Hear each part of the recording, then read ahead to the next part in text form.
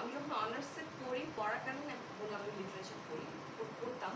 তো তখন যেটা ছিল আমার প্রতি সেমেস্টার আমরা একটা করে ড্রামা করতাম স্টেজে।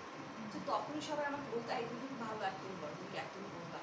আর আমি বলতাম আমার ফ্যামিলির যে কনজারভেটিভ একদম মেরে ফেলবে আমাকে এরকম। তো তখন একটা আপু মডেল এখন মডেলিং করে, আনিলা তাবাসসুম রিদি আপু আমাকে ফেসবুকে একদিন যে এরকম একটা ফটোশ্যুট আছে তুমি কি করবা একটা ম্যাগাজিনে। আমি ছিলাম আমার মা তো ম্যাগাজিনটা একদিন দেখেন আমি ছবি তুলতে পারি, ফেসবুকে একটা সুন্দর প্রোফাইল পিকচার দেওয়া যাবে হ্যাঁ কেউ টের পাবে না।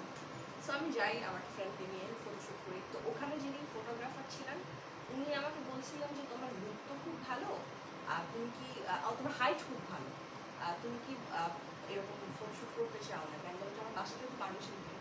তারপর উনি আমার ফোন নাম্বার রেখে, তো তুমি তার কিছুদিন পর আমাকে ফোন দিলে যে শাড়ি শ্যুট করতে চাও, আমি ভাবলাম ওকে করি।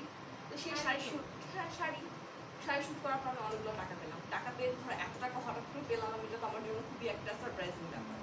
তো সামহাও সেই ছবিটা দেখে ওইখান থেকেই ছবি পাবলিশ হলো পত্রিকায়।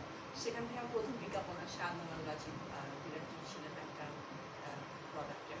তো এর মধ্যে ওর বাসায়ও জানাজানি হয়, তখন তো বাসাতে একটু শাড়ি দেয় স্বাভাবিক যে এত বড় সাহস আমাদেরকে না জানি। তো প্রথম বিজ্ঞাপন যখন আসে তখন আসলে বলি যে এটাই আমার প্রথম, এটাই আমার শেষ বিজ্ঞাপন, প্লিজ আমাকে কাজ করতে দাও। তো আলটিমেটলি সেটা তো আসলে শেষ হয়নি, চলতেই থাকে। বাট অভিনয়টাতে যেটা হয়, আমার প্রথম যিনি আমার টিভিসি ডিরেক্টর ছিলেন আদনান গাজী, উনি আমাকে একটা ভ্যালেন্টাইন্স ডে স্পেশাল টেলিফিল্মের জন্য কল করেন। উনি আমাকে বলেন যে একটা কাজ আছে তুমি একটু অডিশন দিয়ে যাও। আমি ভেবেছি এটাও কোনো বিজ্ঞাপনই হয়তো না। তো ওখানে গেলাম, ভাবলে এই ডায়লগুলো দাও ক্যামেরার সামনে, আমি নর্মালি দিলাম। পরে শুনি যে ওটা একটা টেলিফিল্ম অডিশন ছিল আর আমাকে ওরা সিলেক্ট করেছে। এখন বাসায় এখনো কনভিন্স এটা তার বিজ্ঞাপন না। সো অ্যাক্টিং তো করতে দিবেই না কেউ শুনে আসে। সো যেটা করলাম আমি বললাম আমি করতে না দিন খাওয়া দাওয়া করবো, আমি স্ট্রেট 2.5 দিন খাওয়া দাওয়া বন্ধ করেছি।